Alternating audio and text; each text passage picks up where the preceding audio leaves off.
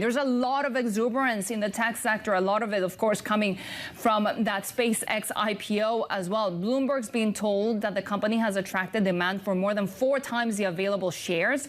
Banks were expected to stop taking orders after the U.S. market closed as investors worldwide brace for the biggest public debut ever. Let's get the latest with our deals editor, Michael Hytha. And even here in Japan, we actually saw the funding target being raised by a quarter or so to $2.5 billion, given the enthusiasm. Tell us a little bit about how we're going into this IPO.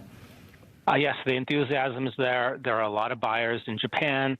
I think the only country in Asia where you can buy shares directly. You can also buy them elsewhere in Australia nearby.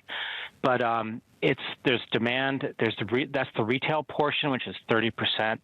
The institutional investors have chimed in.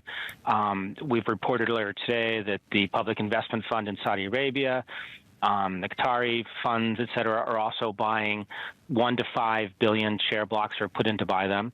The process now is that the order books have closed.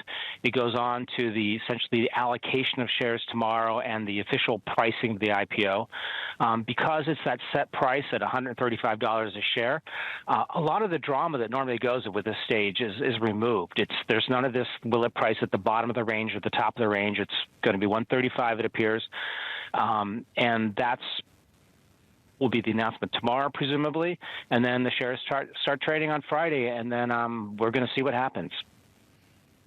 Yeah, I mean, given all of this interest, we have seen SpaceX using its market power, perhaps against Wall Street as well, some of those junior IPO banks. Oh, absolutely.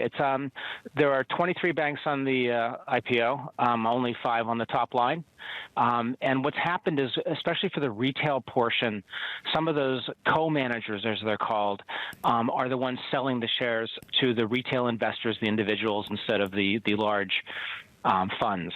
And, for example, in Japan, Mizuho is handling that. In Europe, SocGen is handling part of that. And we reported earlier today that because of what SpaceX is doing, it's already put pressure on its big banks and the biggest underwriters to accept what is a lower than usual fee.